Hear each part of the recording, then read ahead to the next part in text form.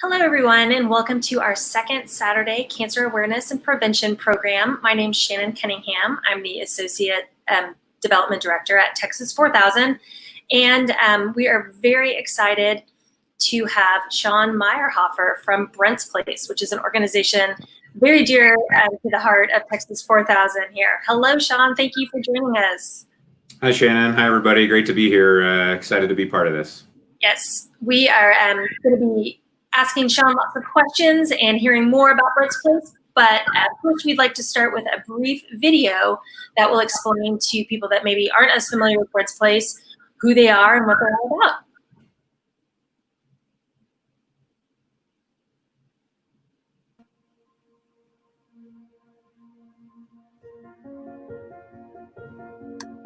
Brent's Place is a home away from home for kids with cancer and other life-threatening illnesses. We provide basic support so that families can stay together throughout their medical journey. It was about 2 years ago that we noticed Grayson's eyes were tinted yellow in the corners. It was pretty severe and terrifying. We were told that it was probably just a bug, and that he would get over it and get better. But we knew something was pretty wrong. We kept coming back. He progressed to liver failure rapidly.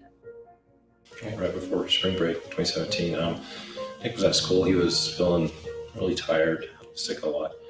So we kept him home a couple of times, but he kept sneaking outside to go fishing. So, I mean, how sick can he be if he's sneaking out all the time to go fishing? So we sent him back to school.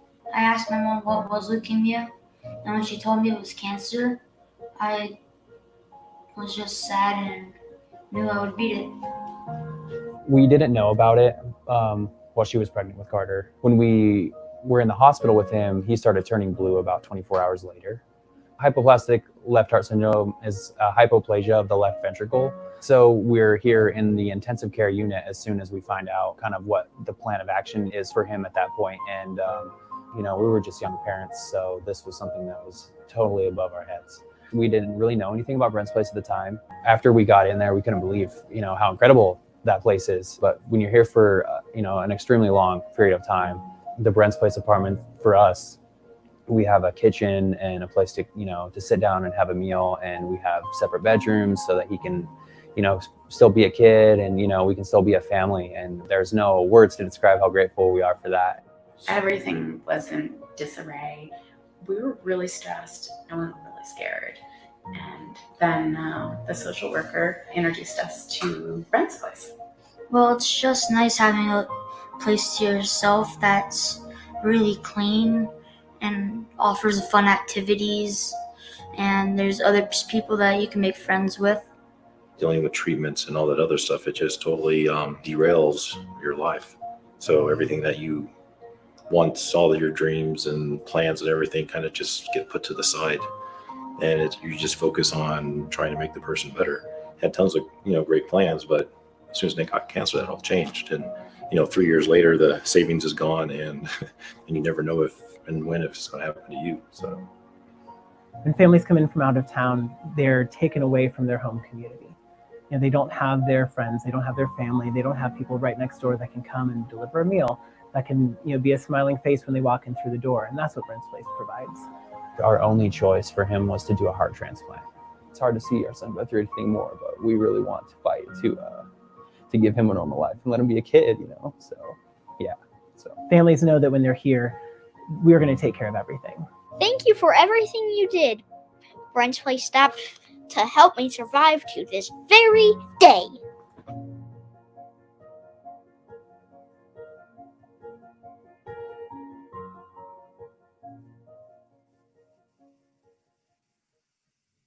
Thank you so much for sharing that with us. Sean, I think that video explains a little bit about what Brent's place does, but I didn't know if there was anything you wanted to add. And I think specifically, I would ask if you could kind of speak to the importance of safe, clean housing and what that means to patients. Sure.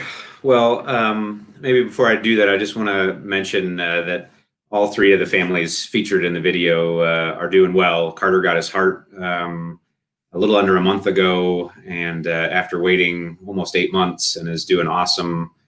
Nick went home doing well, and Grayson continues to thrive. So to me, that's the bottom line of what we do, is hopefully we're part of great news for families that are really dealing with difficult times. Brent's Place was born out of Don and Linda Ely's experience with bone marrow transplant for their son, Brent. And I really think what we do mirrors their path and their journey and their experience. Unfortunately, Brent passed away after his transplant, but what they experienced was that they had to move the family to Iowa City, and they were lucky to have a Stevens minister assigned to them, as well as family on either side in different states that could come and help care for them. And so the shock of bone marrow transplant was softened a little by folks there to help. Don stayed home with Brent's teenage sister, and Linda and Brent moved to Iowa City. And so really our first goal is to identify families that are in medical crisis,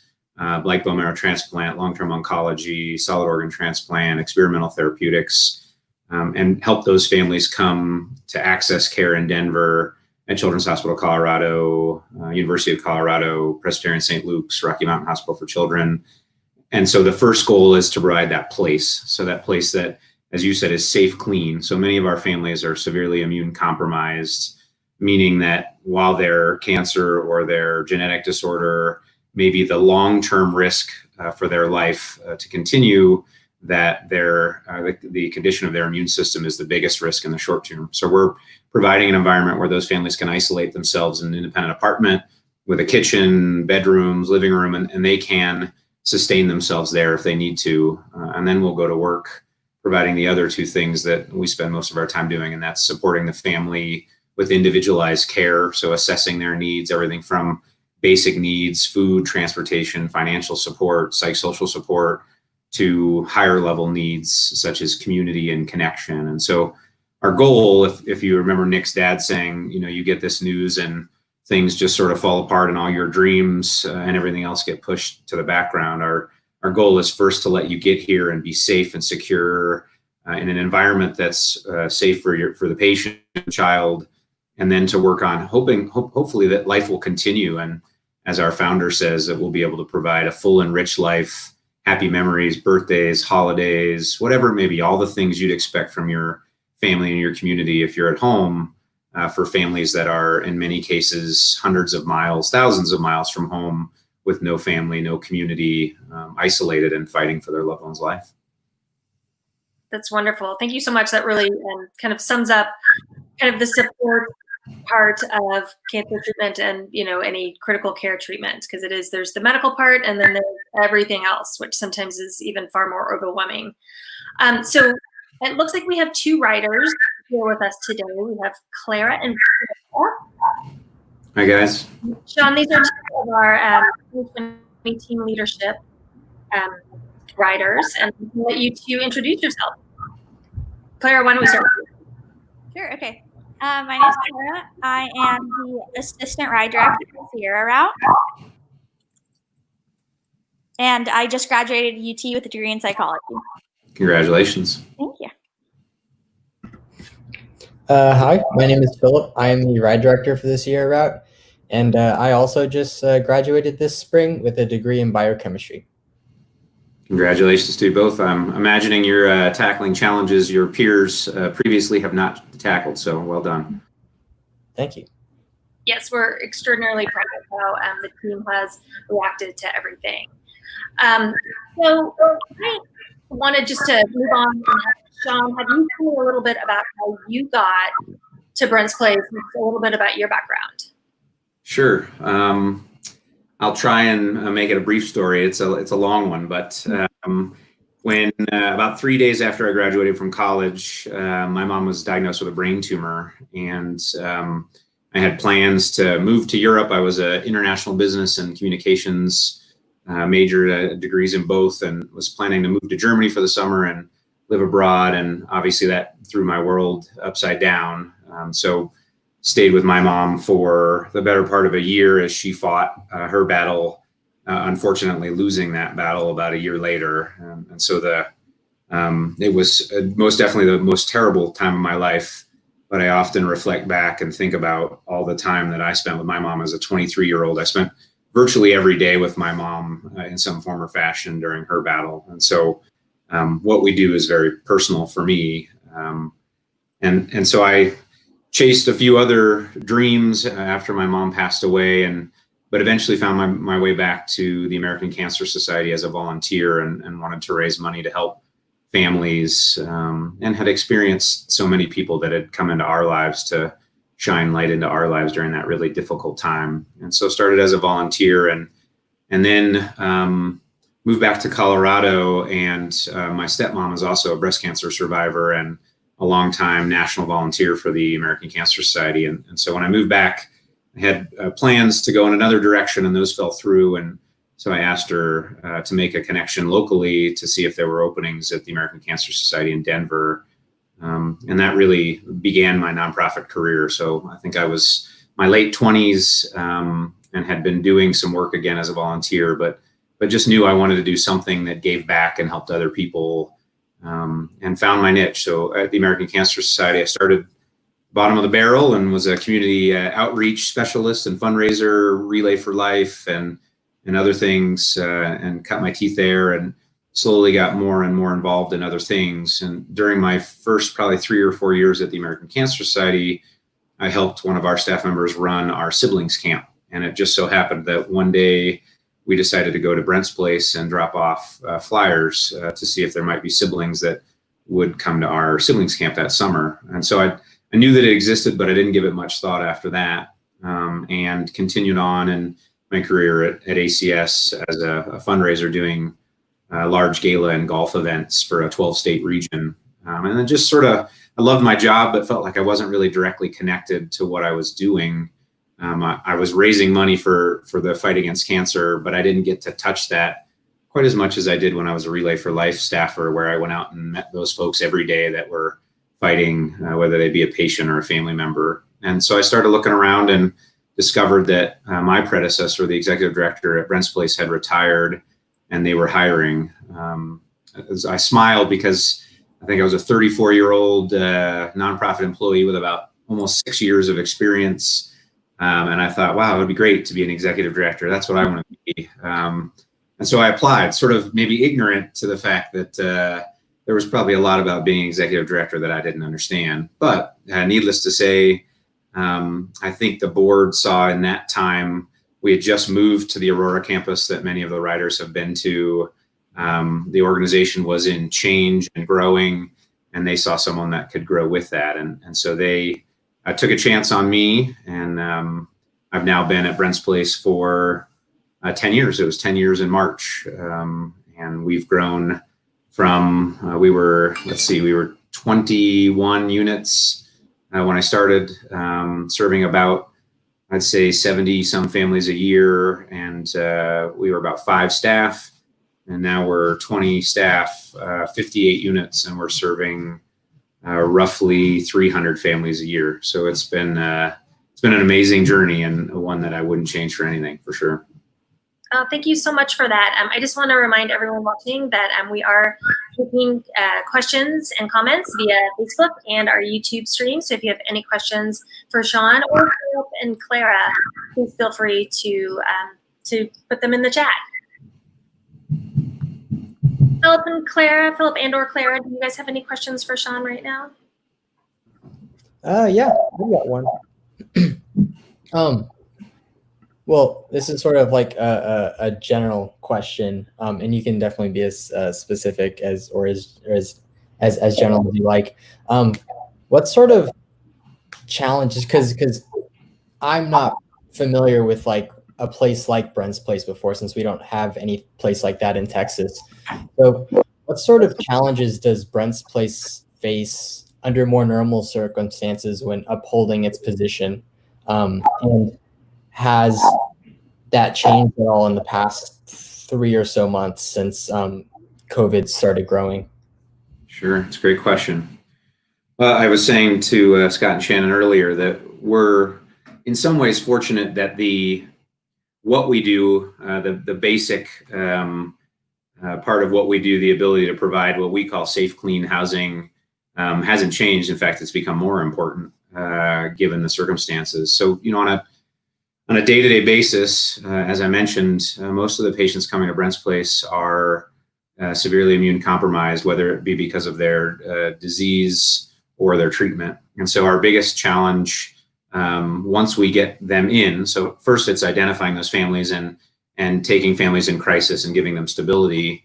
But then really, once that begins, what's unique to Brent's Place, unlike say a Ronald McDonald House or a Hope Lodge, is that while we try to create community, many of the things you may see at a Ronald McDonald House or a Hope Lodge, which are both great organizations, in terms of communal activities and communal settings, is a risk to our families. And so if you've had a bone marrow transplant, and I watched a little of the Be the Match, things that you all have done, another great organization. If you've had a bone marrow transplant, again, your immune system has been wiped out in order to have that transplant begin to take.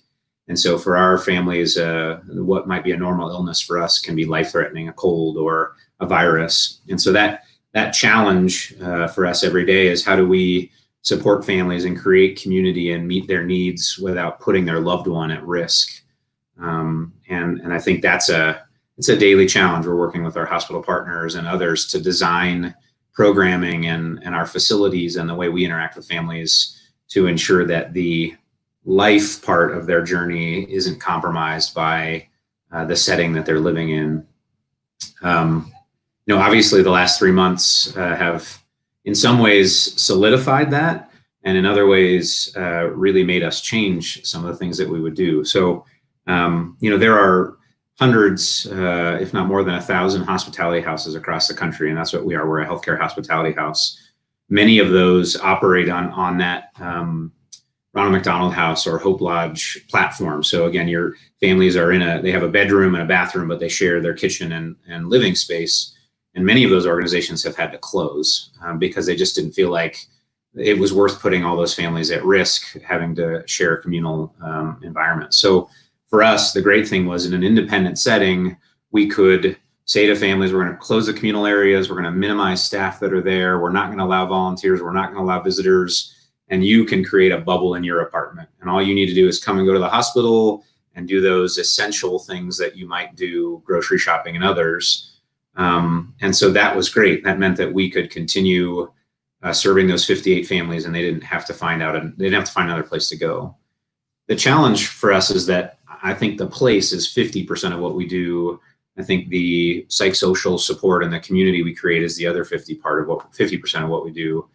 And that's been really challenging. And I would say, in fact, that the restrictions that we've had to put in place in response to COVID-19 have provided safety and kept people well physically, but I think they've created challenges for our families psychologically. So some of our families, the doctor may say, you can get a weekend pass and you can go home and see your family or your pets or just be someplace else. And we've had to say, families, you can't do that. That travel puts yourself at risk, but then it puts others at risk when you come back to the facility, or changing caregivers or family visiting. All of those things we've really had to restrict. While we're starting to be able to change that, that has been a huge challenge, both for our staff who are there to support them and really try and say yes as much as possible. You need this, yes. Transportation, yes. Grocery support, yes. An outing in the community, yes. The answer oftentimes the last 3 months has been no. In order to protect the larger group, we have to say no. So that has made us pivot. And for the first 2 months, we really focused on basic needs. So how can we minimize their need to go to the grocery store? Creating a food pantry and having volunteers help us donate supplies to be in the food pantry so families could get bread and eggs and milk and other things and not have to unnecessarily expose themselves. The other piece is we normally would have volunteer groups coming into the facility to cook meals 3 to 4 times a week that then families could take to their apartment or in one night a week eat in a communal setting. Well, we couldn't do that. And so we've been lucky that many of our partners have stood up and said, look, we'll help you figure out a catered meal. They drop it off, we as staff assemble it, and we take it up to the apartments and try and leave it at the door, walk away from the door, and they can get their meal without contact with someone else. So we're getting there. Now we're looking at virtual arts and crafts and learning a lot about Zoom and other things, as you all are, and trying to meet their needs outside of just physical safety. And that'll evolve. I don't anticipate that this is going to change for us. I think we will lag behind the general population, but we are starting to talk about can we tighten up in the facility and unfortunately make it even more difficult for contact to happen inside the facility between staff and families, but use that minimized contact to allow families to do things like rotate caregivers or take a weekend visit home, because we know that, as you all can imagine, that this is an exhausting process for these families filled with anxiety and grief and anger. And so if we can give them that respite in a different way, it's important. And so hopefully in July, we'll start to be able to do some of those things and keep our families safe. But we also realize the most important thing is that we're able to stay open and provide that care for families. And so we're trying to balance those two things and make sure we don't make a resource go away that all these families need. It's a great question, Philip. Clara, do you have anything that you wanted to ask earlier? Yeah. So first, I kind of want to preface it by saying that, like, one of the reasons that I originally joined Text 4000, like I said, I just graduated with a degree in psychology, but was for mental health care within the cancer community. And something that I love about Space is that focus on like the psychological and social component. of what it means to go through cancer treatment and creating that sense of community. And the fact that you guys are working so hard even now with everything going on to continue that support just means so much. So I guess my question to you is, what's like one program or one event or something that means a lot to you, or that's like, I guess, your favorite event that you guys have put on? Or Wow, that's a great question. Every family is so different in what they need, and for some, it is they get to that place and then they can thrive because they've been bouncing around in hotels and different hospitals. And if again, most of the families that we're dealing with, this is the last chance for their loved one to survive, and so they've endured trauma of so many different kinds. And so I think there are different things that we may do that, meals may provide respite for a single mom that's there because dad is home working, or a dad that's there because mom is home working, or there's older kids at home. I have to say the thing that just jumps in my mind, Claire, when you asked that, is the birthday program, which actually, and I'm not saying this because of this, but coincidentally was started by our staff person who is a Texas 4000 alum, Cassie Davis.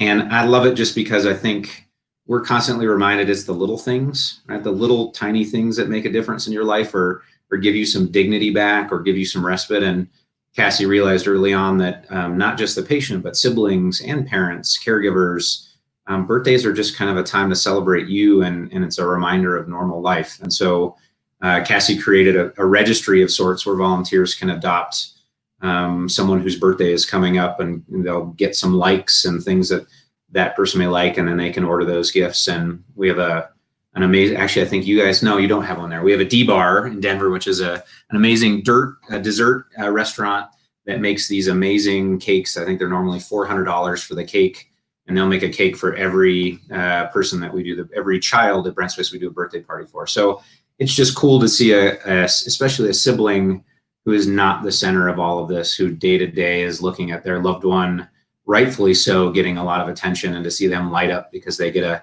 cake that's decorated for them and some toys or whatever maybe they're excited about. And it just warms your heart. I've got a 5.5-year-old, and while he may need some perspective on birthdays here in a few years, I know how big a deal birthdays are. So it's great.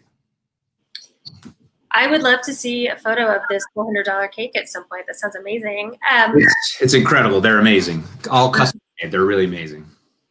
Well, I just wanted to welcome two more writers in. We have Devika and Catherine. Devika, why don't you just briefly introduce yourself, and then we'll go to Catherine. And then I think we have some Facebook questions as well. Sure. My name is Devika. I am on the 2020 Rockies Route, and I'm the 2020 Travel Chair for Rockies as well. Nice to meet you. Nice to meet you too. Hi, my name is Catherine. I'm on the 2020 Ozarks Route, and I'm the assistant ride director for them. Nice to meet you, Catherine. Great. So Devika and Catherine, we'll get to you guys in a second. It looks like Amrit had kind of a follow-up question to Clara's. In consideration of a depressed immune system, how do you facilitate building a community? Are there any challenges for this that come with this patient population? Yeah, it's a great question. In a normal setting, again, we're worried about viral infection. Some oncology patients, bacterial infection is a bigger risk, but for the majority of our families, a viral infection is what we're worried about. So it's people-to-people contact. And so in a normal environment while we're doing communal activities, so on our Aurora campus, we've got 32 apartments. You're not going to see a program often that has all 32 families involved. So if we do a movie night, you have 10 families that come down. Most of the time, early on in their stay, we're talking about siblings and caregivers. Later in their stay, we may see patients as their immune system improves. So we're doing those communal activities and giving families a chance to get to know each other, meet each other. Oftentimes they know each other from the hospital already, and so it just strengthens that relationship. But it really is a variety of things. So we have staff that are assigned they carry a caseload of 15 to 20 families, and they're there dealing with those families every day. So whether it be text or in person, trying to support those families' needs, connect them with resources, somewhat like a social worker, but I would say not quite as clinical as a social worker. We have volunteers coming in on a weekly basis to cook meals or provide activities. So there's community created there. And then again, there's just that interaction with each other. So really what we're doing is trying to, we can't eliminate viruses, but we're trying to eliminate the spread of a virus. So we have families all the time that come back to Brent's place with a C. diff or some other type of viral infection, and we'll have that family isolate themselves in their apartment, which is really what allows us to keep other families safe. They have a kitchen, they have all their space, we can provide activities for them in their apartment, but we're not bringing them down into the communal environment that you might see at say, around a McDonald House or a Hope Lodge. And so we're able to build those bonds and have families find each other in normal times without unnecessarily bringing folks together in groups a lot. So if you all in the Rockies Route were able to visit, we would create a large group activity when you'd come to visit. We'd do it outside.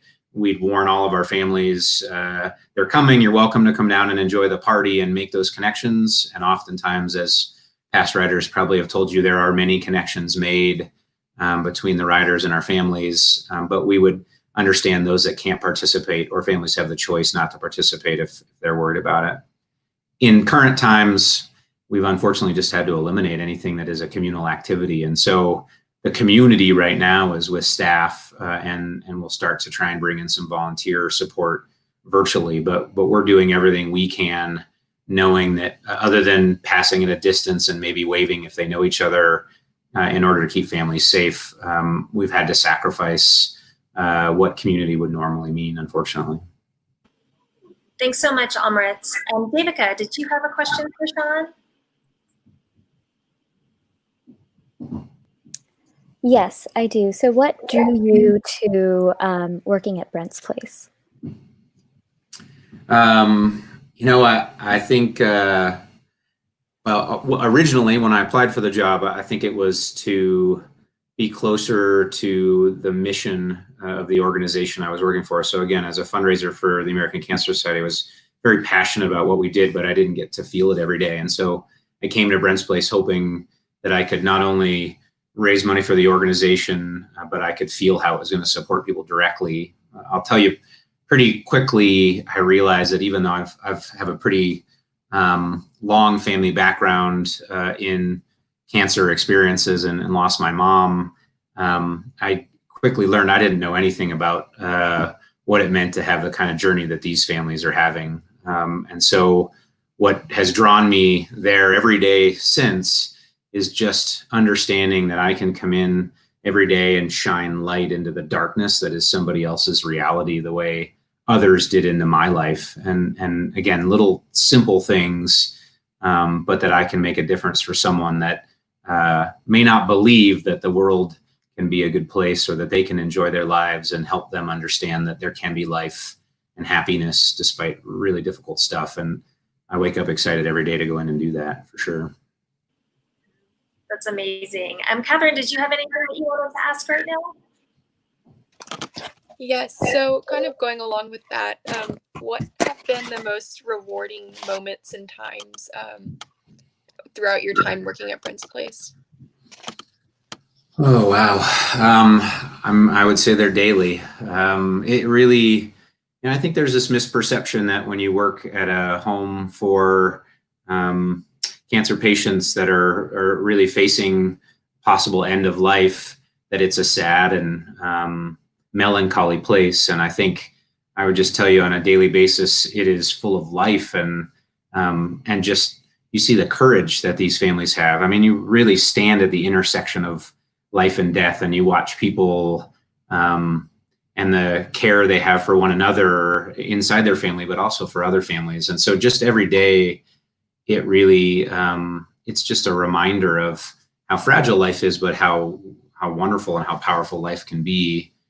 I think probably for me, the most impactful part is we do a family reunion every year as part of our largest event, our block party event.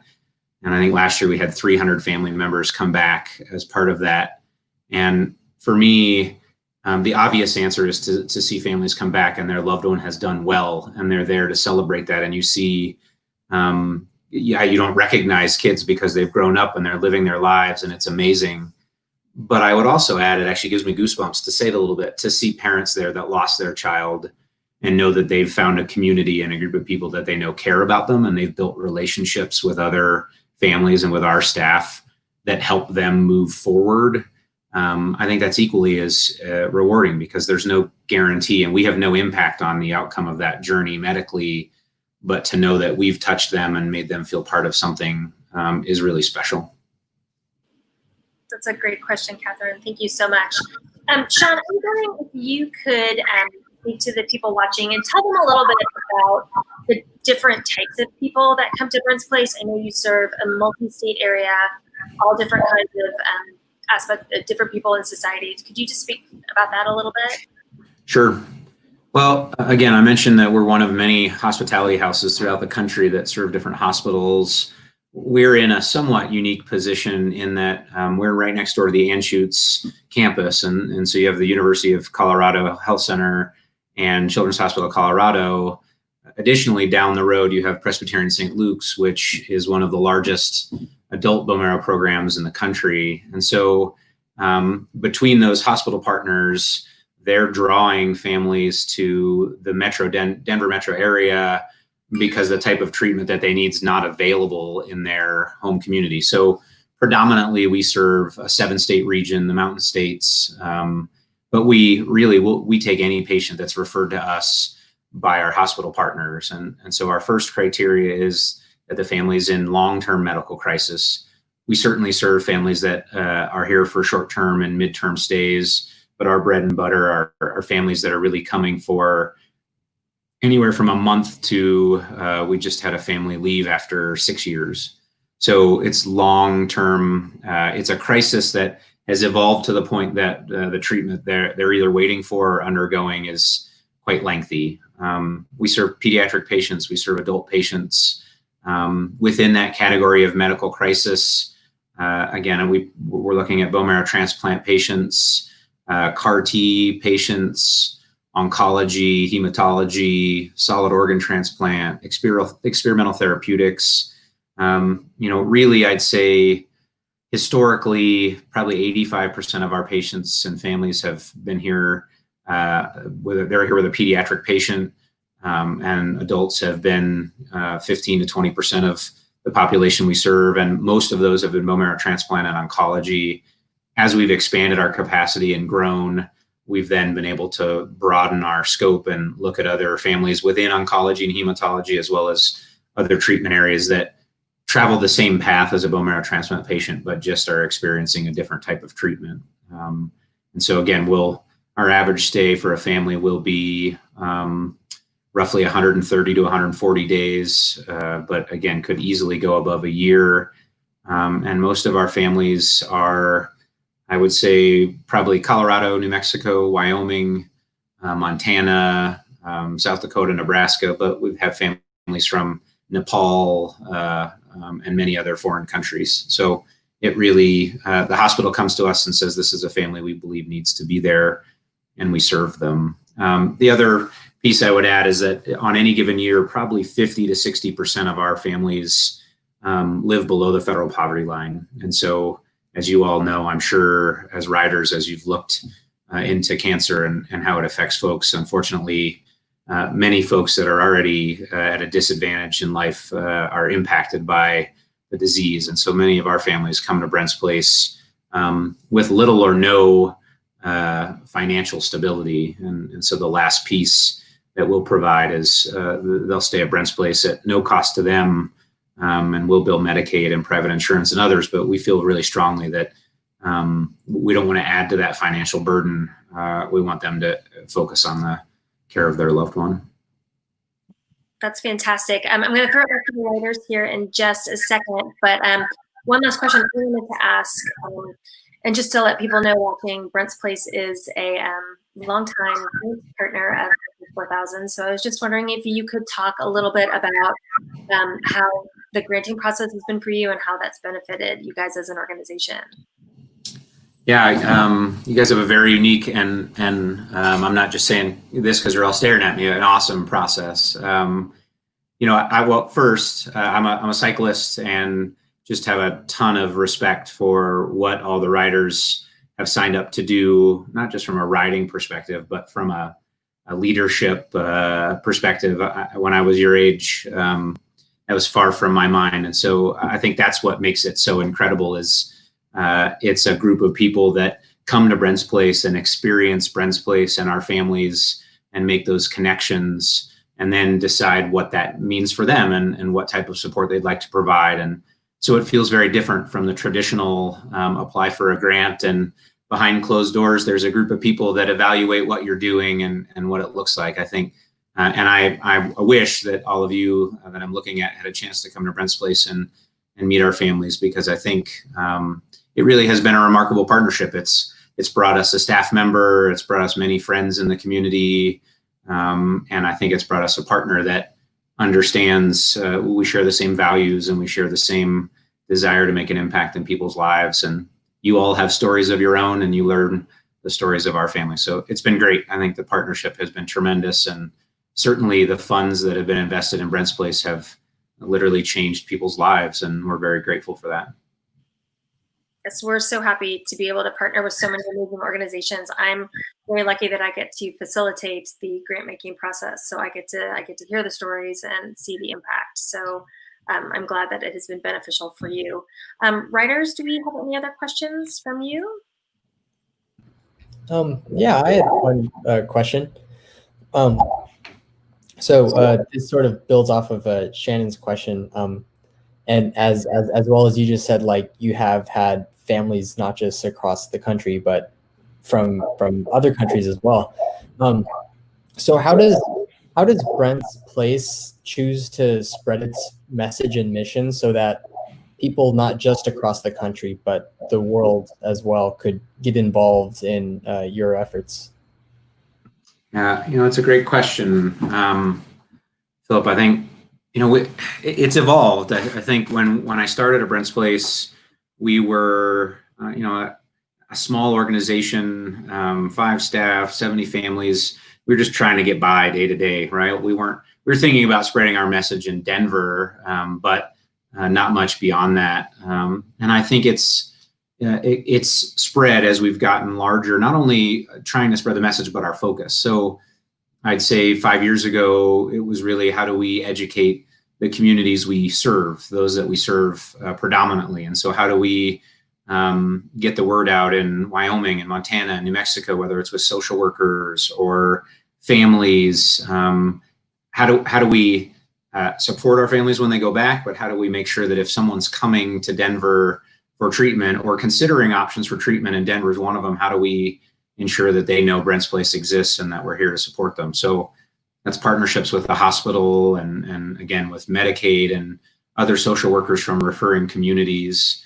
But the other larger piece, I guess, that has really happened in the last couple of years is it relates to a comment Shannon made early in the call. And that is that, actually, no, I take that back. It may have been you, Phil, that said it. It's that healthcare is not just about medical care, right? You're asking families to come hundreds, thousands of miles away from their home for pretty scary stuff. And so how do you take care of the whole family? And so I think we've looked at that and said, how do we, if you look at our mission and vision, it talks about providing access to a place like Brent's Place everywhere. And in some communities, that might mean that we try and create a new Brent's Place. And we've started to explore that. And what does it mean in a North Carolina or St. Louis or in other places that have similar programs medically that don't have support like Brent's Place? Does it make sense for us to go there?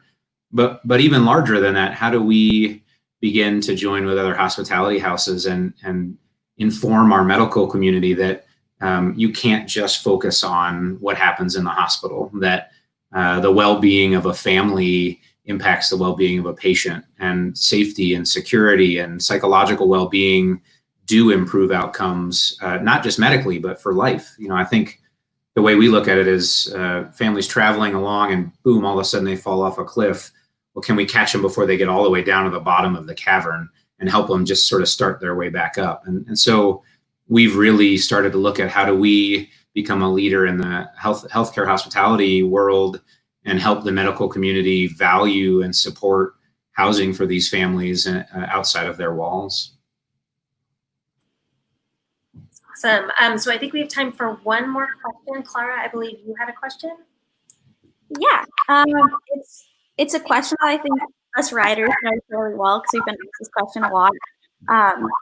It's kind of like a little bit vague, so feel free to take it wherever it takes it.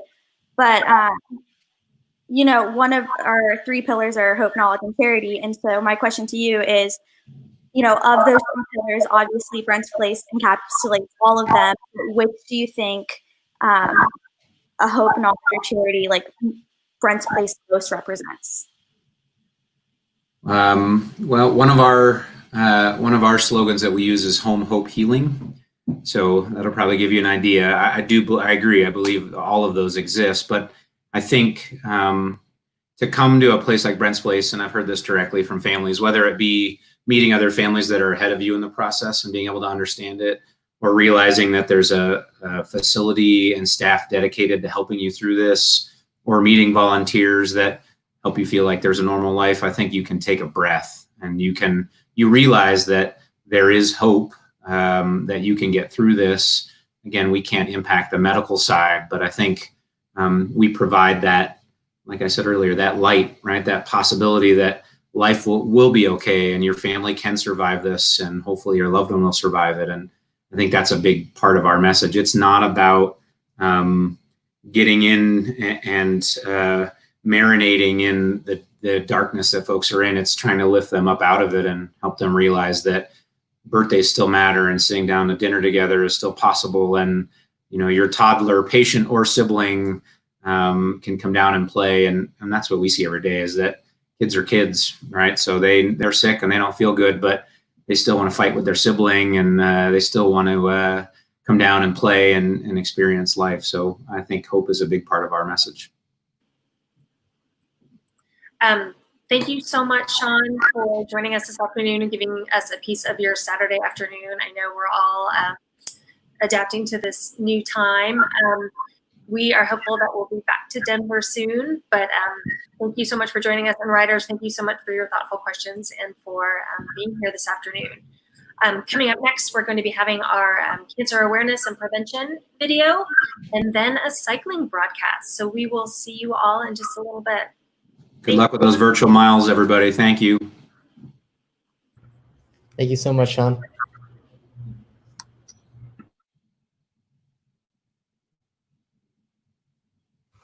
Hi everyone, we are so excited to be speaking to you today. My name is Katie and I'm a member of the Texas 4000 2020 team. Now I'm on the Rockies Route. Texas 4000 has 3 different routes and they go all over the country. So Rockies goes through the Rocky Mountains, it goes through a ton of beautiful national parks and some really, really great camping spots.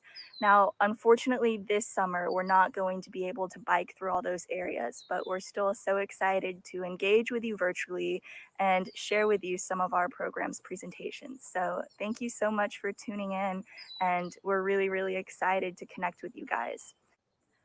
I'd like to share a few reasons why I ride. And the first reason is for my grandfather on my mother's side. My mom and dad both immigrated to America from China in order to pursue their higher education. And when I was about one years old, when I was just born in New York, my mom found out that my grandfather had leukemia, that it had progressed a lot. He was in the hospital. There was basically nothing that they could do. And she flew back. She spent some of his last weeks with him. And then she came back to the US and he passed away, unfortunately. And I never met him, but Texas 4000 has really opened up a dialogue for me and my mom to talk about the immense loss that she feels and the lack of support system that she has being over here by herself with just me, my brother, and my dad, none of her other family. She's also told me that one thing that she really regrets is at that time, they didn't tell my grandfather that he had cancer. And this practice was pretty common in China because at that time, Chinese medicine wasn't very advanced. Cancer treatment wasn't very advanced, and it wasn't advanced around the world either. And the Chinese had a bit of a fatalistic viewpoint on this. So instead of thinking how we're going to fight this with when you get diagnosed, it's more of a thought process of, okay, you've been diagnosed with cancer. Now there's not much you can do. You just have to accept your fate and your eventual death. So they didn't tell him. They never told him. He probably figured it out at some point along the line, but he died without ever formally having been diagnosed. And that is really heartbreaking to me. So I definitely do ride for knowledge as one of the pillars in Texas 4000. Not just knowledge about the disease and about different ways to prevent it, but even just knowledge of your diagnosis, which is something that a lot of us take for granted. I also ride for my uncle, who's currently in China, in Shandong, and he's battling lung cancer. It's pretty scary, especially given, the current restrictions and coronavirus sort of travel restrictions and lockdowns that are going on. It's harder for him to go to Beijing and seek treatment. So that's been something that our family has been dealing with. And lastly, of course, I ride for my teammates. I ride for this wonderful organization. These people have taught me so much about hope, about how to be there for someone, about how to share in others' pain and how to lift other people up. And it just means so much to me to have these people, the support system, who really are fighting every day to spread hope and to carry the stories of others. And that means a lot to me. So I ride for my 2020 team, who I love so much. So what I'm going to be talking about is just a general overview of what cancer is. One of Texas 4000's 3 pillars is knowledge, which we hope to share with communities like yours throughout the 70-day journey that we had planned. But before we fight the disease, we want to understand what it is and how it affects us. So essentially, cancer occurs because the cells in your body are always replicating, some more than others for a healthy person. And the process of cell replication is controlled by a bunch of different proteins. However, cancer is essentially uncontrolled cell replication. So a cancerous cell can replicate as much as it wants, and eventually all of these replicated cells can grow into a mass called a tumor. So if this tumor is malignant, it can spread to other parts of your body and grow there. And the problem is that these cancerous cells are going to take up a lot of resources from healthy cells. They can damage healthy tissue, and they can impair normal function. So cancer can be caused by a lot of different factors. There's biological factors, such as inherited genetic defects in your skin type, but there's also preventable lifestyle factors, such as UV radiation exposure, diet, and smoking. So we're going to be talking about those and how we can lower the risk of cancer. Hi, my name is Chris. I'm a 2020 Rockies rider, and today I want to talk to you about cancer treatment. So as we all know, cancer can affect various different parts of the bodies. It can affect people in different ways. And because of that, doctors need a variety of different ways to treat cancer. And today I'm going to be talking to you about the main 4 ways to treat cancer. So the first one, if you have a localized tumor that hasn't left outside of its specific growth spot, usually surgery is the best option. A doctor can go in, surgically remove the tumor, and usually that takes care of the cancerous cells in that area. Usually this is followed with radiation or radiotherapy, and that's essentially when a high dose of radiation is blasted on this tumor area. And the goal of this is to kill the tumor cells, effectively reducing the tumor size. However, if the tumor has gone outside of the primary stages, so it's metastasized throughout the body, usually doctors will choose to use chemotherapy. And this is essentially a low dose toxin that spreads throughout your body and kills as many tumor cells as it can throughout your body. And then the fourth and final and newest addition to cancer treatment is immunotherapy. And this is essentially where doctors can train your immune system to attack cancer cells, which is great because it doesn't require any chemicals, radiation, or any other harsh therapies. It's your own body producing its own fight against its own cancer cells. So this is really exciting. And the goal of most of these therapies is to help the patient into a state of remission, where their symptoms are barely visible or diminished to such a point where it doesn't affect their lives anymore. And although remission isn't necessarily a cure, this is the goal for most of these therapies, since it helps people return to a state of normalcy. And throughout all of cancer therapeutics, we're seeing so many strides throughout the past years. People are making really exciting advances in research, and we're so excited as a team to see that and to share that with you all. And I guess as a team at large, Texas 4000 is always, striving for a world in which cancer is a curable disease. And then until that happens, we're going to be writing for everybody who's battled this disease, regardless of the outcome. Howdy, my name is Race. I'm going to be talking about prevention and how diet and exercise and self-examinations can help us with that. So self-examinations are one of the most useful tools we have in cancer prevention.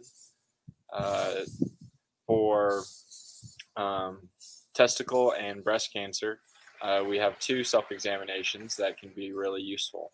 So for both of these examinations should take place about once a month, and it's helpful if it's in the morning, like when we're taking a shower. And for a testicular self-examination, you want to be feeling the testicles for any change in consistency, size, or shape, and feeling for any hardened knots or lumps. And for the breast self-examination, just like we do in the testicle examination, you can do this in the morning while you're showering.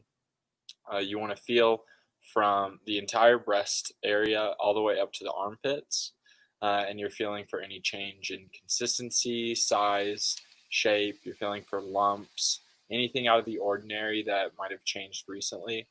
And then also you can raise your arms and check for any change in coloration or texture, like if there are dimples that haven't been there before.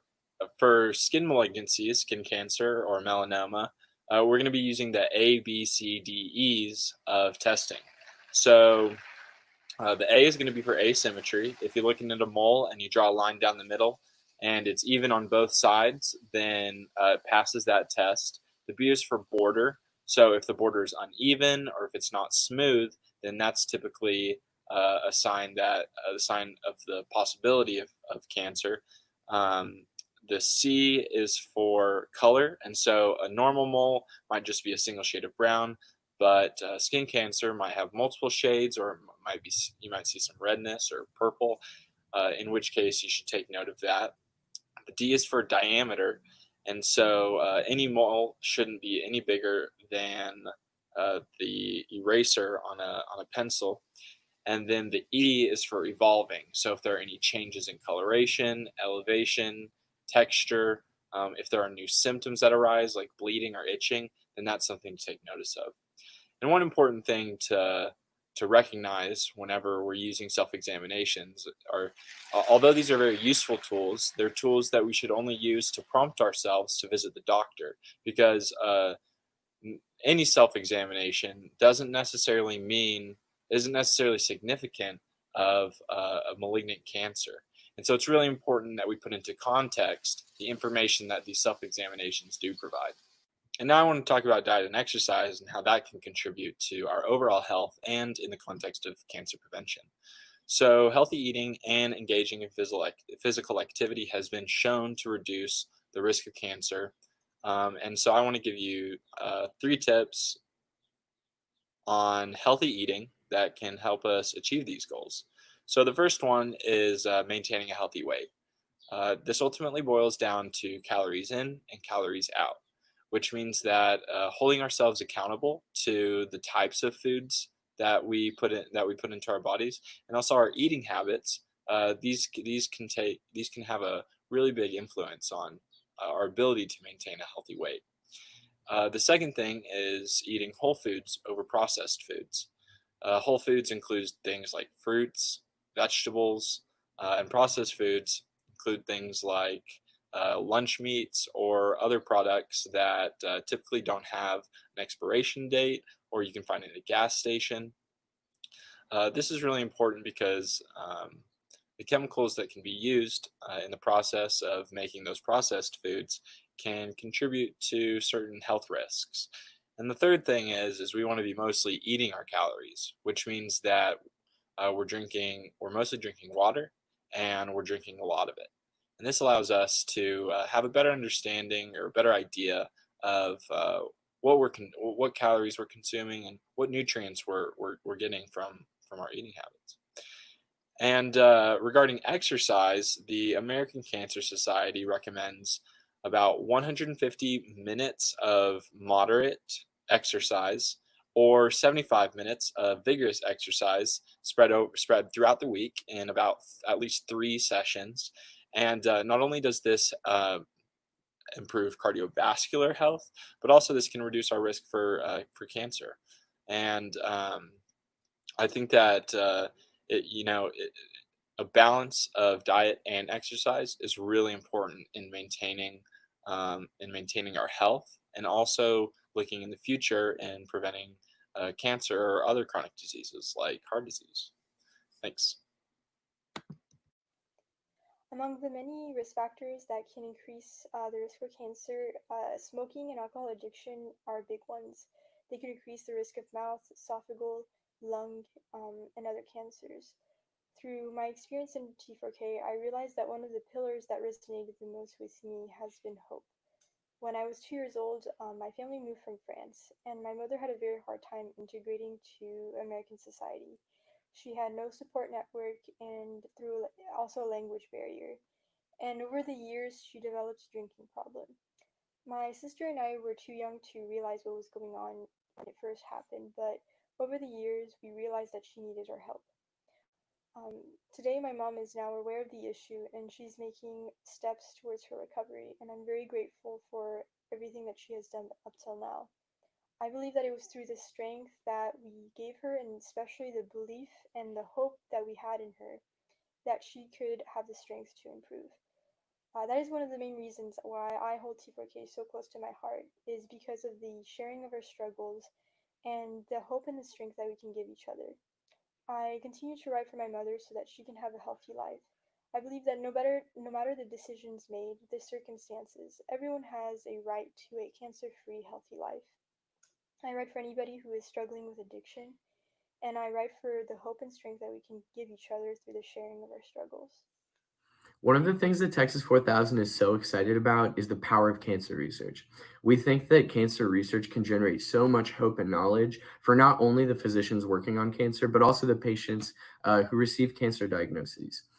Every year, Texas 4000 funds a great deal of cancer research projects and support services throughout the country.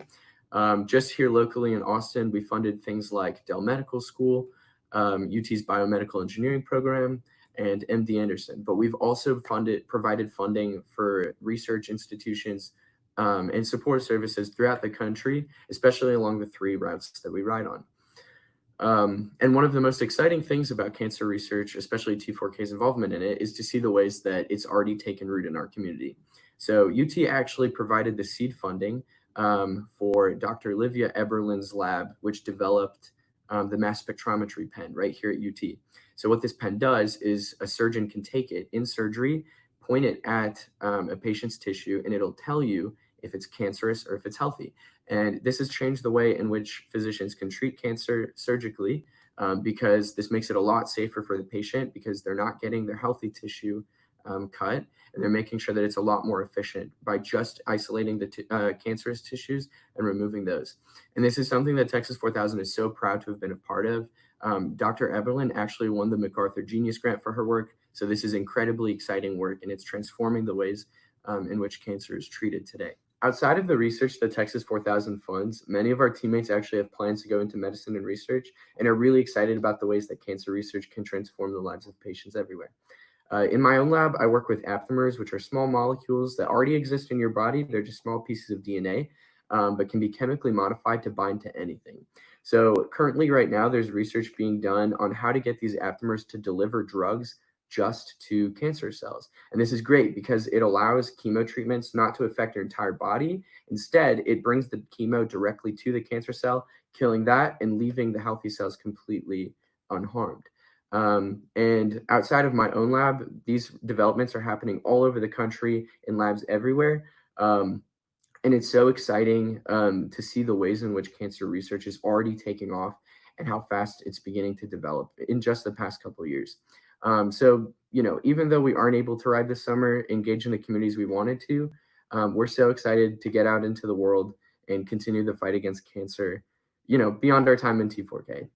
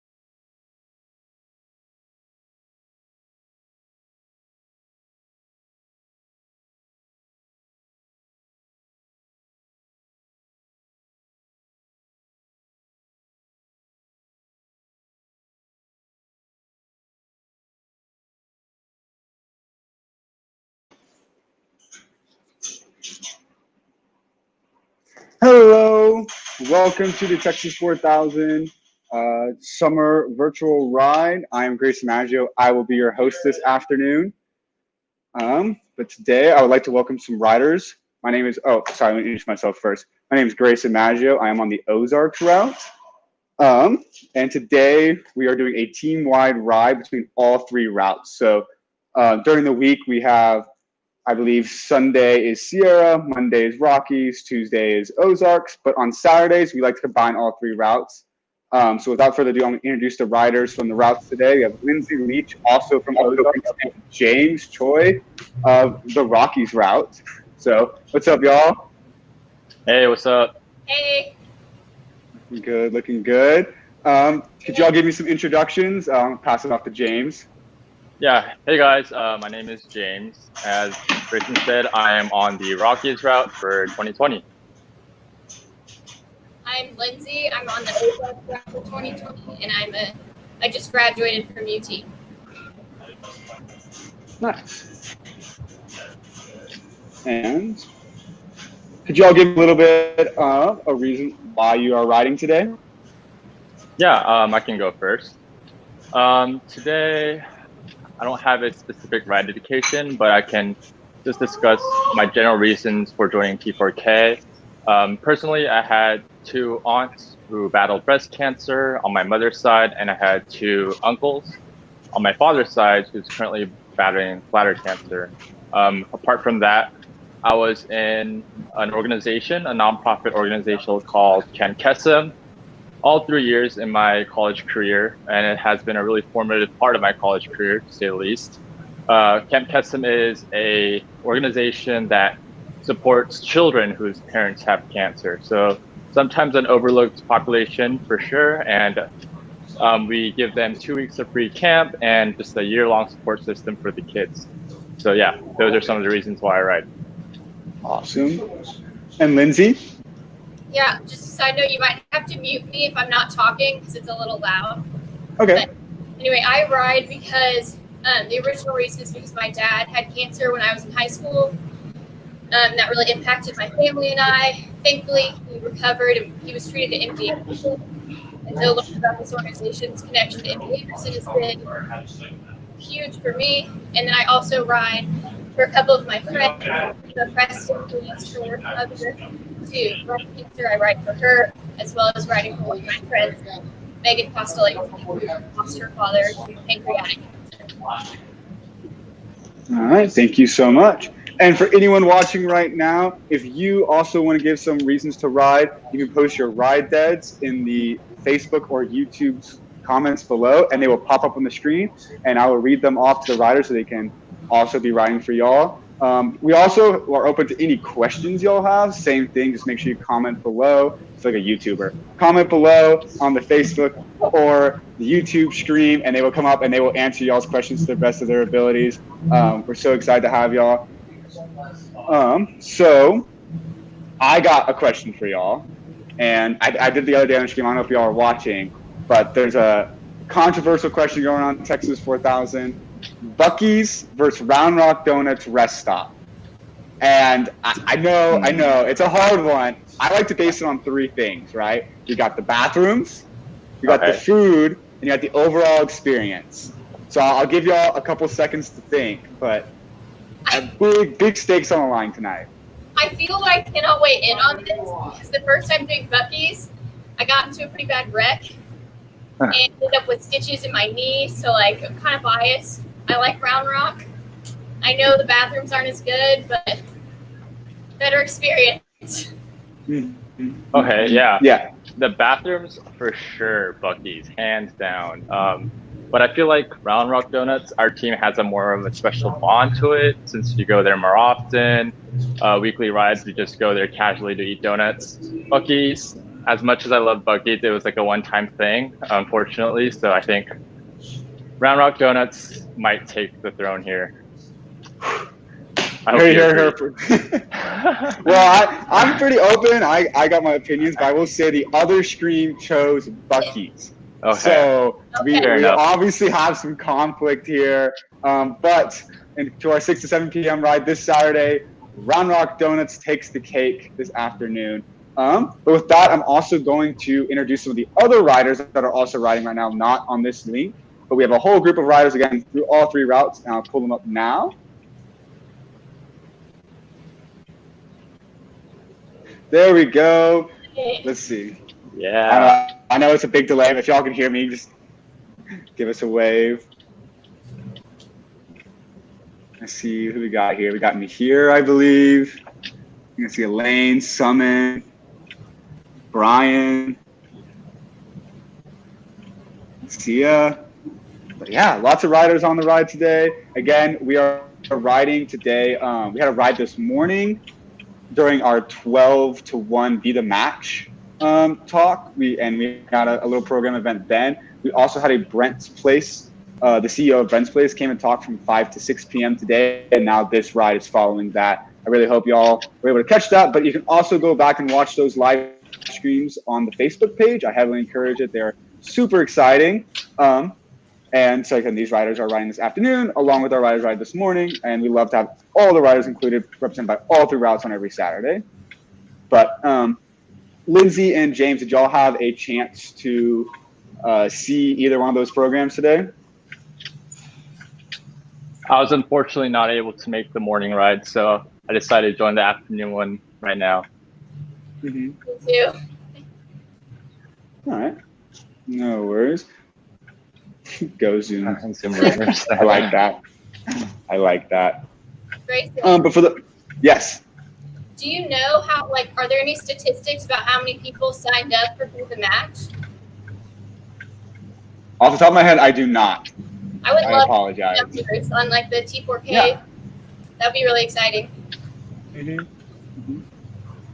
But I'm going to go back to Brent's Place just for a hot second. James, so if you guys want to know, Brent's Place is a stop that the riders usually stop on every year, and it's one of our longest connections to Texas 4000. So James, being in the Rockies Route, can you tell us a little bit more about Brent's Place? Yeah, so as you said, every year we go to Brent's Place, which is along, I forgot which state it exactly is, but yeah, the Rockies Route go to Brent's Place each year. It's just one of our biggest partners each year, along with like Oshner, MD Anderson, along the same lines. Yeah, Brent's Place is in Denver. Thank you. But yeah, unfortunately, as you all know, we were not able to physically go there, but they were able to come host a nice little Zoom call with us, with the rest of the team, kind of showcase what they do, their history, their involvement with T4K, and etc. So yeah. Yeah, it's awesome. I know one of our favorite places we love to go. So I know, again, today is very unique in terms of kind of route v route. Shout out Texas 4000 Casey Davis. Oh, it's awesome. Yeah, shout out to Cassie. Yeah. Shout out to Cassie. So I know today we have a big Saturday ride going in terms of everybody's riding. So I'll ask you do you think there's any sort of route rivalry or competition there throughout the training year? I'll pass it off to Lindsay this time. I think our team maybe uniquely got a little less of that because we got to train together the entire training year, and then obviously we are not doing the summer ride in the same way that it normally would have been done. But there's definitely still a little bit of rivalry, but I think it all remained really friendly because every Saturday ride we'd be mixed up. So I think we're really close, but yeah, there's a little bit of like, everyone kind of has their opinion of each route and like who's the best. Obviously Ozarks, like. Yeah, that's right. But mission focused. But yeah, everybody has a little bit of stereotype. It's pretty funny. Yeah, to add on to that, every route, of course, has their little, like Lindsay said, little characteristics, little stereotypes. I feel like our team, the 2020 team, really bonded a lot early on. So regardless of the routes, we're all pretty close. But of course, Rockies is the best for sure, hands down. Anyways, but apart from that, we also had a little fundraising showdown or like competition amongst the routes. I'm not sure I don't recall who won, since you got cut off a little bit early. But yeah, so we have a little friendly competition going on, but nothing too aggressive. We're all family. As a completely unbiased judge, I believe Ozarks won that competition. Okay. Fair enough. Fair enough. But we got a question from Steffi. What is one of your favorite T4K related memories? Great question. Oh, geez. I'll give you all a moment to think. Actually, I'll shoot this one for a little bit. I know the MC usually doesn't answer questions, but I'll give it a shot.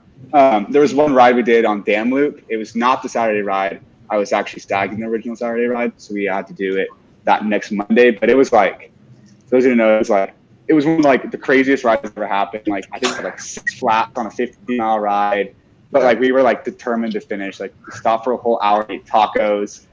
We went to a bike shop halfway through, stopped at some houses, and it was just a crazy ride, but great memories. Shout out Abraham, Kevin, Ali, Delisa, Alex Franklin. I think that was one of my favorite T4K memories. That ride will go down and go down in history. But I'm going to pass it off to James now. Favorite T4K related memory? I want to say Skills Clinic 1. It was last October-ish, November-ish, but it was like the first time we all collectively joined as a group, got on our bikes, learned how to clip in, which was also very, very difficult, a lot of falls.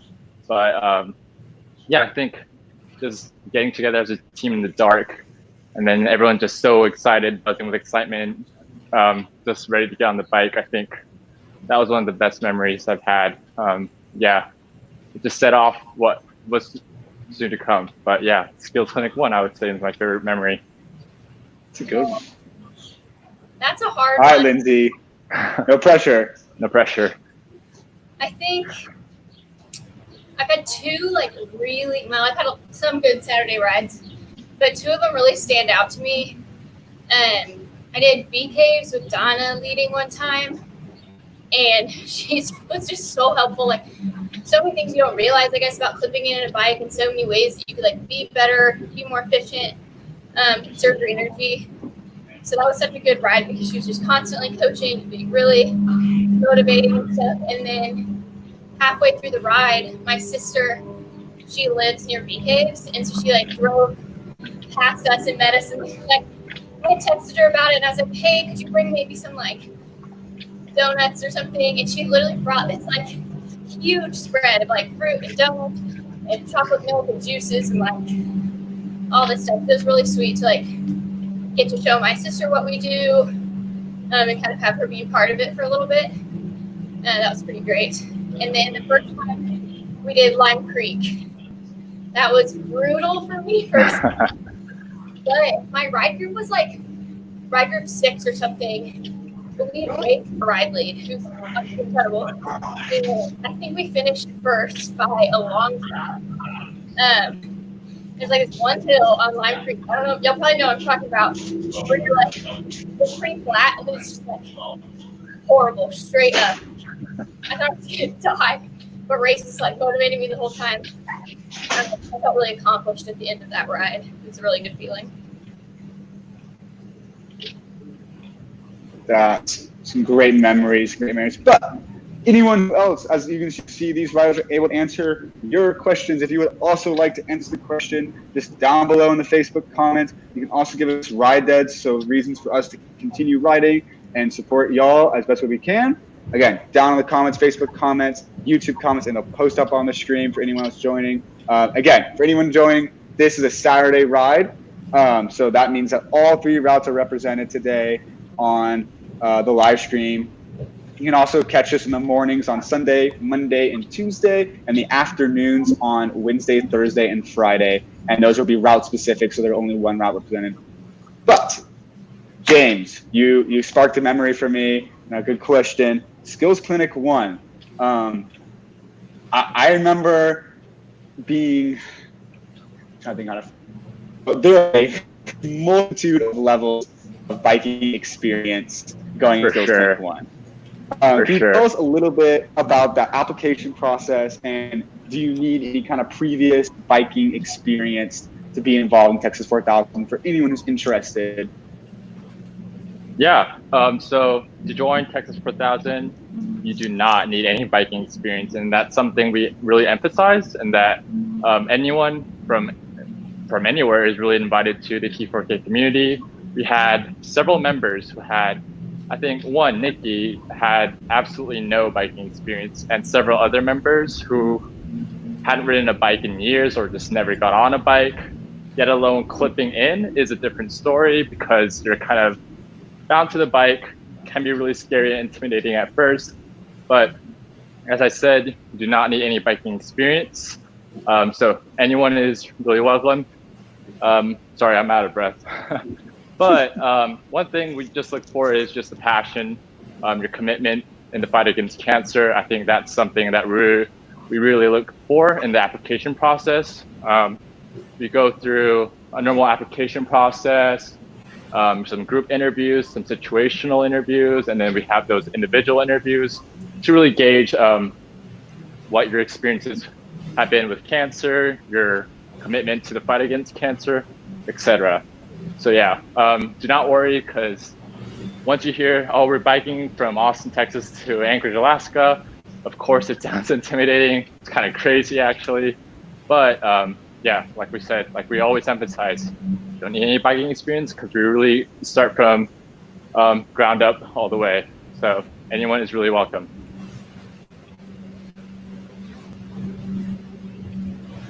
And we have a ride to come in for Elena, a 16-year-old who has lived at Brent's place twice while receiving treatment for brain tumor. We will be riding for her. Thank you.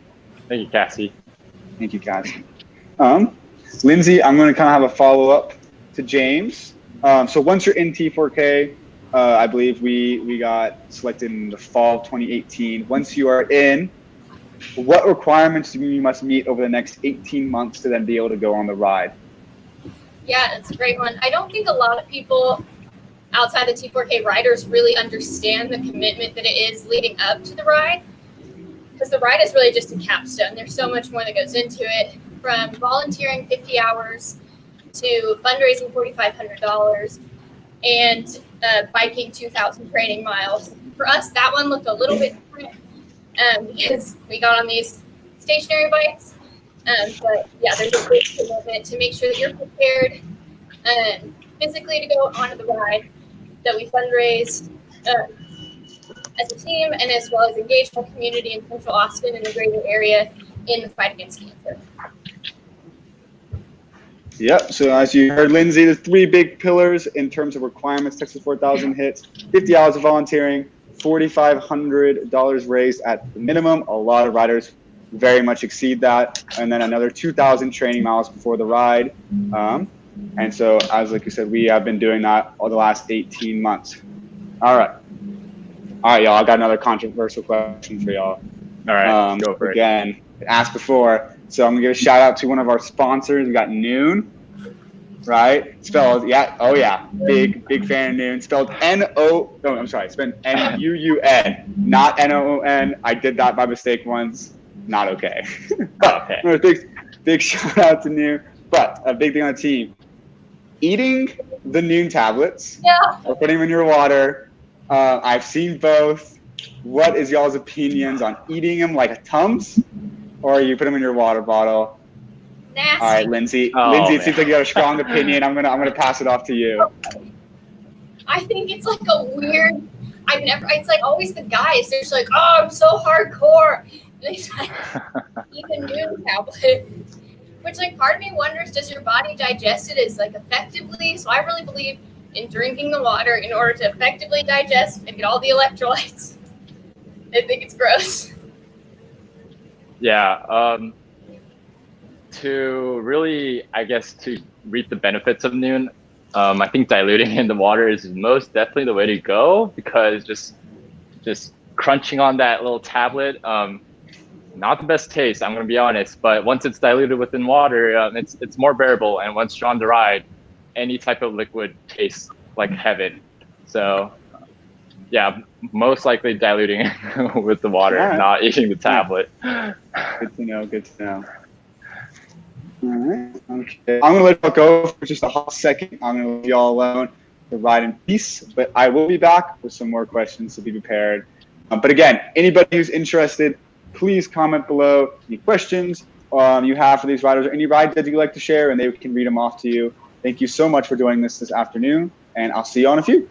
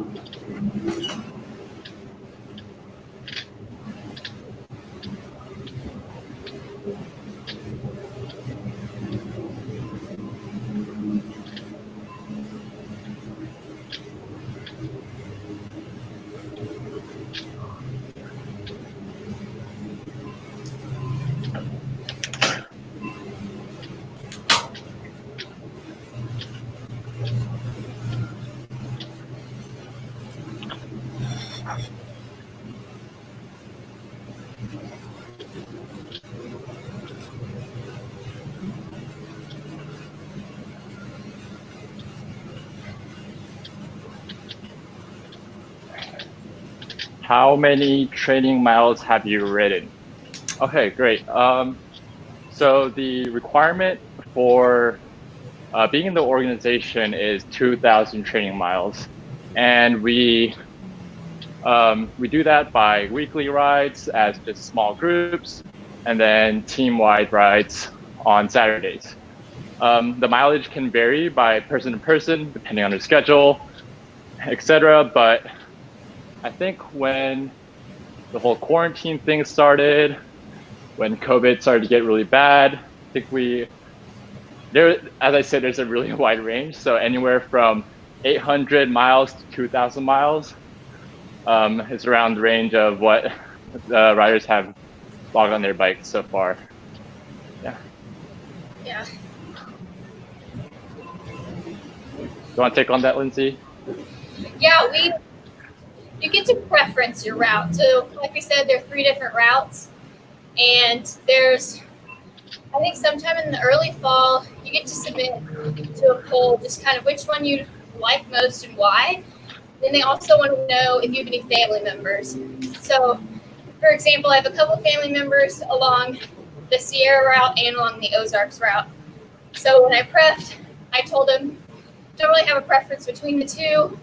You know, wherever you'd see me be a better fit. And then the ride directors, they go through and they select a route that they think would have like a really cohesive bond between them. So a little bit choice, and then a little bit what leadership thinks would work well. Yep. Sorry, I'm so out of breath. Yeah, me too. It's hard to talk while you're biking inside.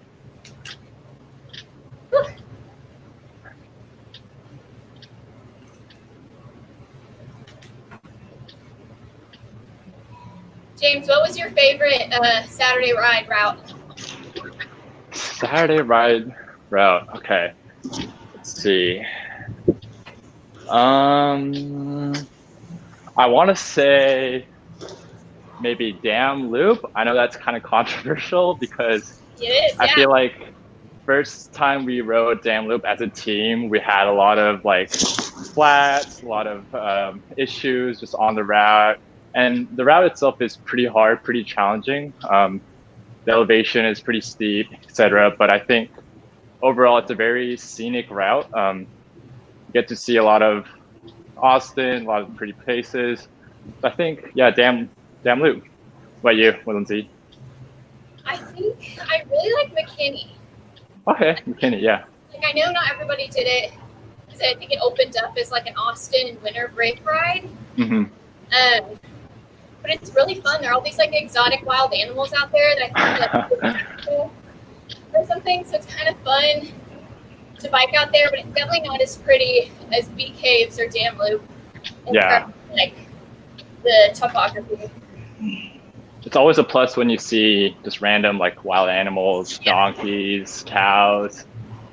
We just shout like moo on the ride. It's always a good time. Or Lime Creek, because you go through that like low water crossing. Yeah, Lime There's, Creek's also really cool. Running through. That was really nice. All right, y'all. I'm back to annoy y'all. So great. I got some more questions. But I heard y'all talk a little bit about choosing routes and everything. So I know all 3 routes kind of have a phrase: Ozarks, Rush Rockies, Rush Rockies, and then we got Sierra Dice for Sierra. Sierra's not represented tonight, but so I'm gonna mix it up though. I'm gonna throw a curveball at you, James, as our Rockies representative. Yes, Why sir. would you go Zarks? Why would you go Zarks? Why would you go Zarks? Interesting. Mix it up. Saturday rides for everybody, so can't give you the snowball questions. So, as many of you know, Ozarks go the wrong way to Alaska. They head east, and then they make their way all the way through to Alaska. But one of the reasons why they do that is to hit a lot of the cancer belt locations. Ozarks has been known as the mission-focused route, and rightfully so, because they visit a lot more institutions, partners along the route compared to maybe Sierra and Rockies. So if you really identify with the mission, I think Ozarks is definitely the way to go. Plus, you get to see a lot of cornfields on the ride, so yeah, that's a good plus. Good plus. All right, James. I'm satisfied with that answer. Thank you. Okay. All right. Lindsay, all right. At you. Why, as our Ozarks representative, why would you rush Rockies? I would rush Rockies. Okay. Having lived in Colorado, I feel like I can answer this pretty well. Okay, I can mix it up for you. Why would you Sierra Dives? I don't want to give you an easy one. Sierra, I think, would be like probably the most beautiful route because you get to go along that west coast and you get to see the ocean. I think they go through San Francisco, the Golden Gate Bridge, all the way up to Seattle. So many amazing national parks out there.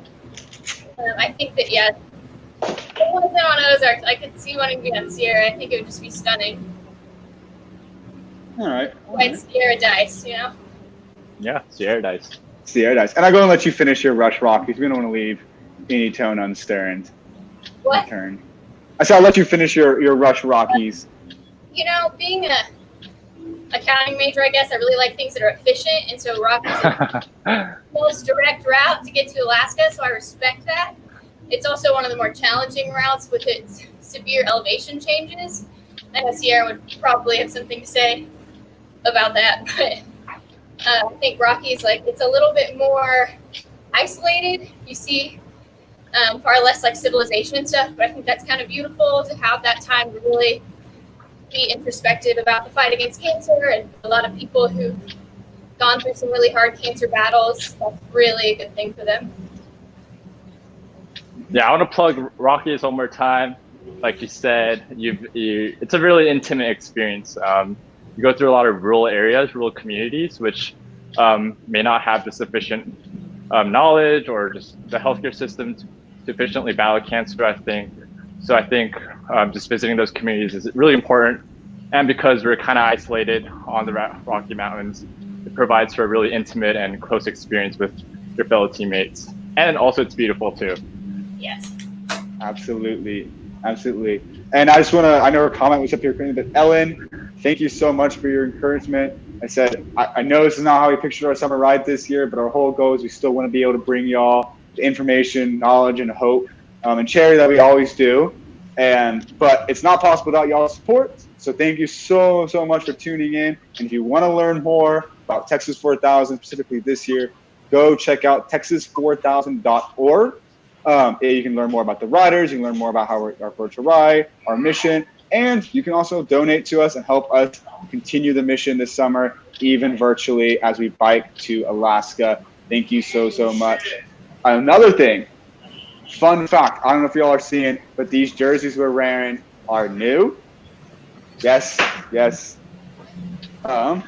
Looking really good.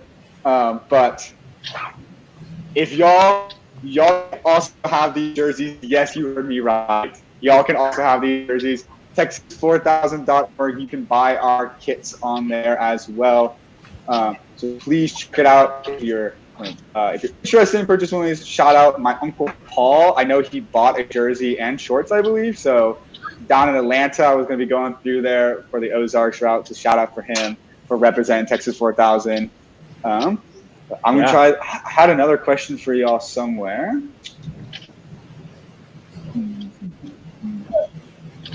What is one of y'all's favorite traditions at Texas 4000? I know maybe y'all didn't see earlier, but we do ride deads, which is a big thing, where we kind of get motivated to ride. That's one of our traditions. But what is y'all's favorite traditions of Texas 4000? I'm going to pass it off to, I'll do James.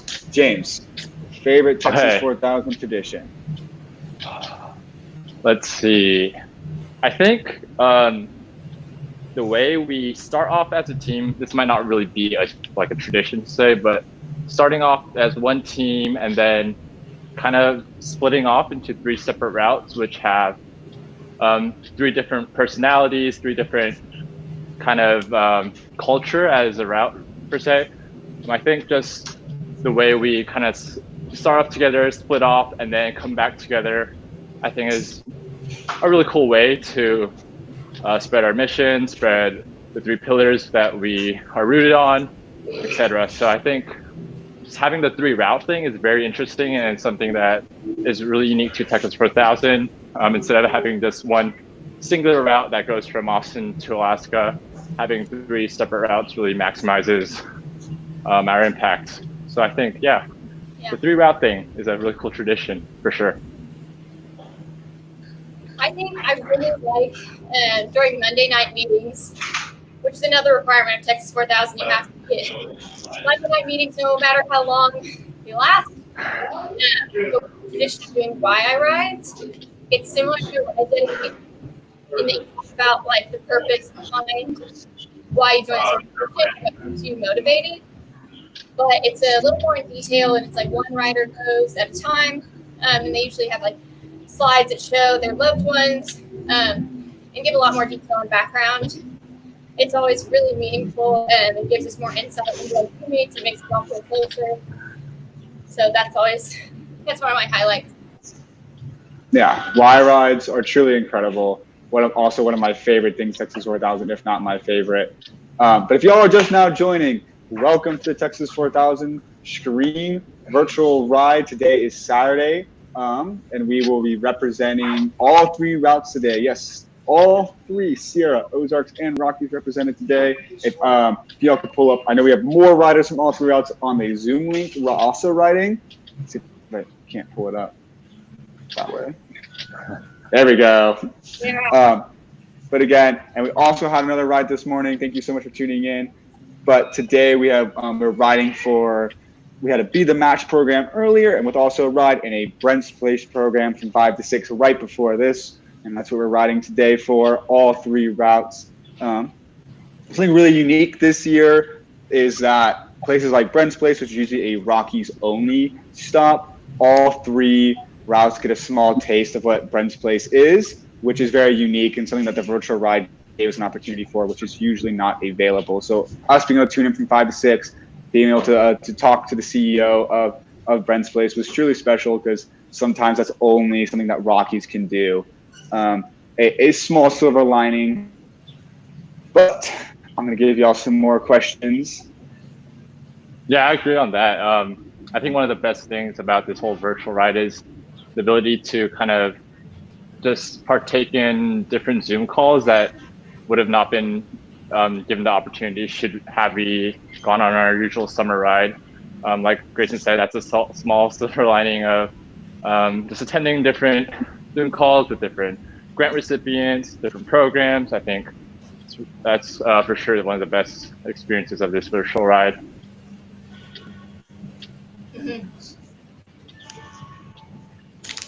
And with that, so Lindsay, you talked a little bit about Y Ride, and I'm going to ask y'all, like, give us a time or example of when a teammate really inspired with maybe a Y Ride or on a ride itself. Something that I know happens to me a lot when going up a steep hill or a really long day with headwind for like 25 miles, like hearing those Y Rides and having those teammates beside you is truly what keeps you going. So can you all give me an example of maybe a Y Ride or a certain ride where a certain teammate really just helped y'all push through the day? I feel like every Y Ride has been phenomenal from the team, to be honest.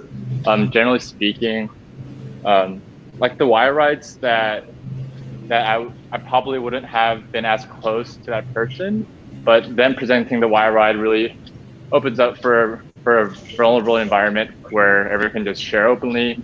I think some of the most touching stories are from more the quiet riders where they don't speak as much to other teammates or etc. I think those Y Rides really open up my perspective of who they are as a person, their experiences, their story, and such. Yeah, I think it's really hard to pick just one. Yeah, I agree. I would say some of our teammates who have parents or siblings that are actively going through cancer treatment,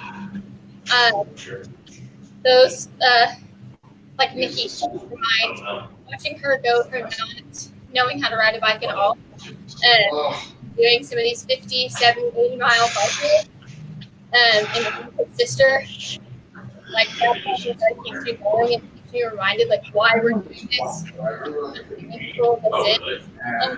There's a lot of hope for people. So on some rough hills, thinking about my teammates like Nikki, Brent, or Colin really keeps me going. Absolutely, yeah. There's just so many. Really, it's really hard to choose one specific one. But I got another one in terms of, so we got an onboarding team now. We have 2021 who's preparing to ride. But can y'all tell us, if you could talk to 2021, let's pretend the entire 2021 team is on the stream, what advice would you give them for their upcoming training year? I can go first. I would tell them to really appreciate each moment, whether that be the really long Monday meetings or the really early morning Saturday rides. There's definitely going to be times where you don't want to be there. You have other things going in your life, school, personal life, etc. But like really take in at the moment because it's going to fly fast. 18 months sounds pretty long, but I feel like it did fly past really fast, and I wish I could have really taken in the moment a little bit more. So yeah, really live in the moment. I guess that would be my best advice for 2021. I think my advice would be like learn from my mistake, and I doubt I'm the only one. I think a lot of times we think of like the summer ride, so it's like really going to bond our team together because obviously it's sour and it's bonding, but I think I regret that I feel like I left some relationships to be made for the summer ride rather than taking advantage of the time we had together at UT. So if I had to give them advice, it would definitely be to don't wait for the summer ride to do certain things, know certain people, but do it as early as you can. Yeah, get to know your team as soon as you can. Yeah. And for people on your route. Like, there's so much time to get to know people on your route during the ride. So, right. Select ride groups during the week that are on your route. Absolutely. Good. Absolutely. So I think something that really goes a lot of times it isn't mentioned that Texas 4000 is also a leadership development organization along with a cancer fighting organization. And I know, James, you were in a leadership position, and Lindsay, we also had committees. So for those who don't know, we have a full-time staff who works for Texas 4000 and a board. So they really help us along, and they help us develop as leaders.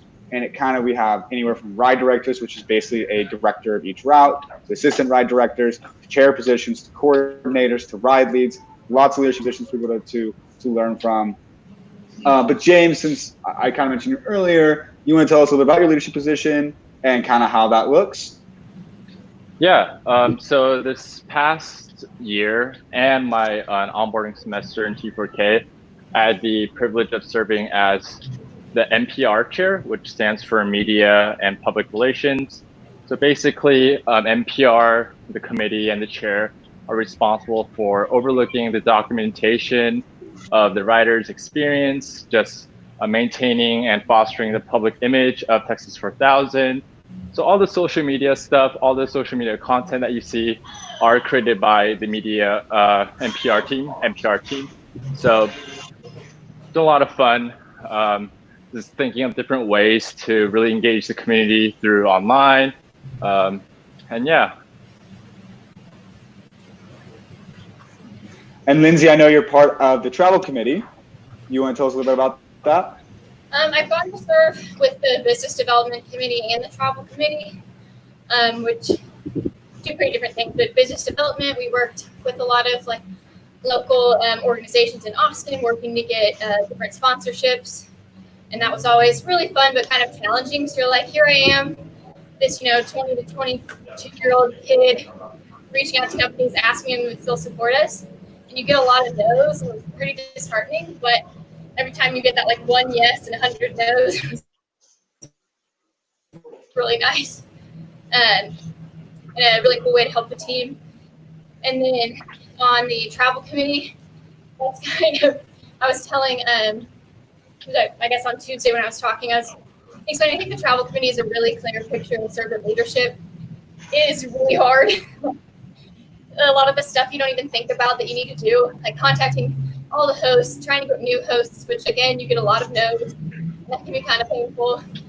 And then also all the work that we do of routing, specifically from Austin all the way to Alaska, and having to go on Google Maps and like make sure each route is safe and rerouting things if it's not. I think it's triple checked every single route. So it's a lot of work, but it's really important that we do it. It's a great. Absolutely.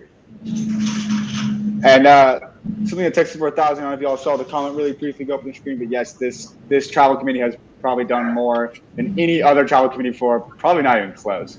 For so sure. Those didn't know, when the pandemic started and we started going into self-quarantine, or we started going to quarantine, and we had to start creating contingency plans for the ride. So we had the full ride, a 4-week delay, and a 2-week delay plan. So the travel committee had to create a route for every single one of those plans. So usually they have one route to take care of, and it's a monumentous task. This year they had 3 each. So it's a total of 9 different routes. I could not give enough shout outs to the travel committee for really just taking that on. And it was a monumentous task, and it did not go unnoticed. I think there also were a few more routes because we also had to coordinate what if we had to camp the entire way. So all of us were responsible for trying to find camping rather than staying with hosts in order to, prevent spread of disease. So I think it was something like, I remember Peyton, the Ozarks travel coordinator, and I think there was like 6 tabs of contingency routes, whether we camped the whole way, whether it was delayed and camping. She was incredible. Oh yeah. Yeah.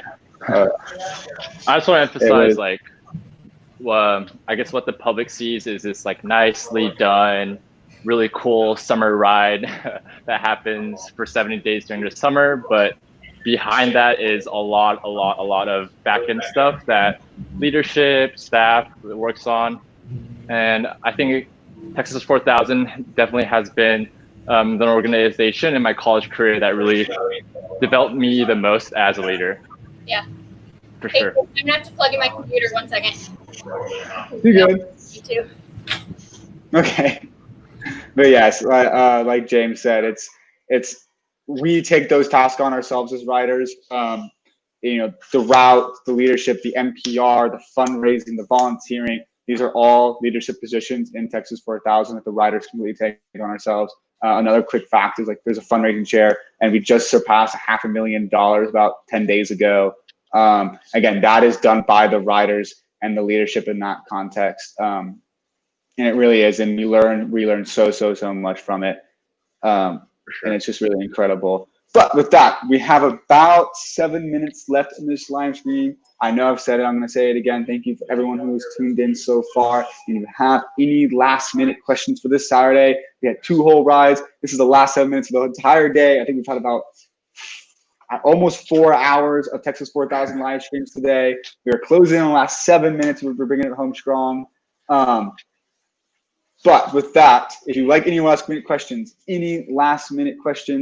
or last minute ride deads, please send them in the chat below, send them in the YouTube chat or the Facebook chat below, and we can read those off to y'all.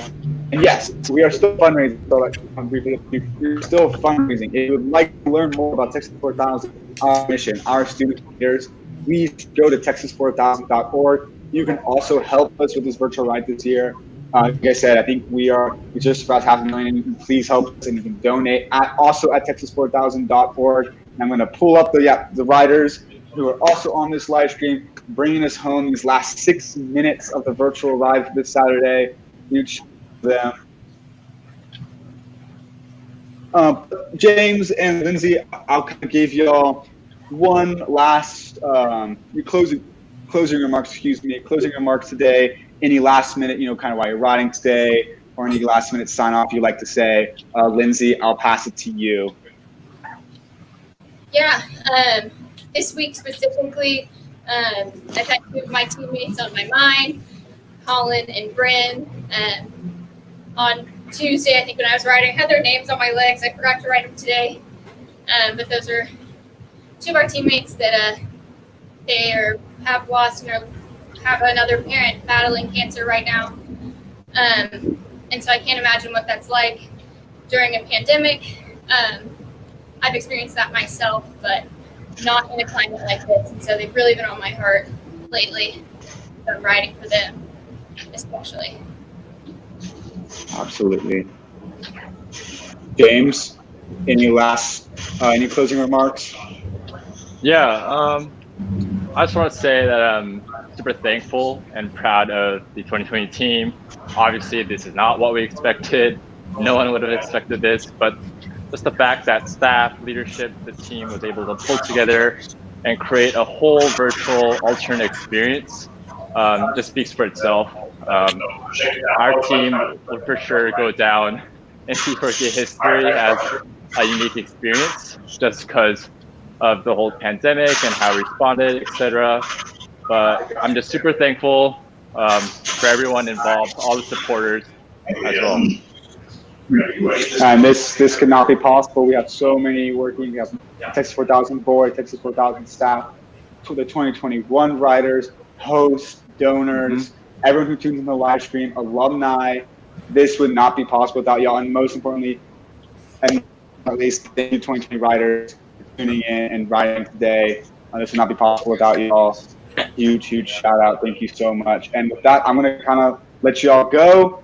Thank you so much for tuning in today. It was a pleasure being your host, and I'll let these guys ride off into the sunset together on this virtual ride for the last 3 minutes now. Thank you so much.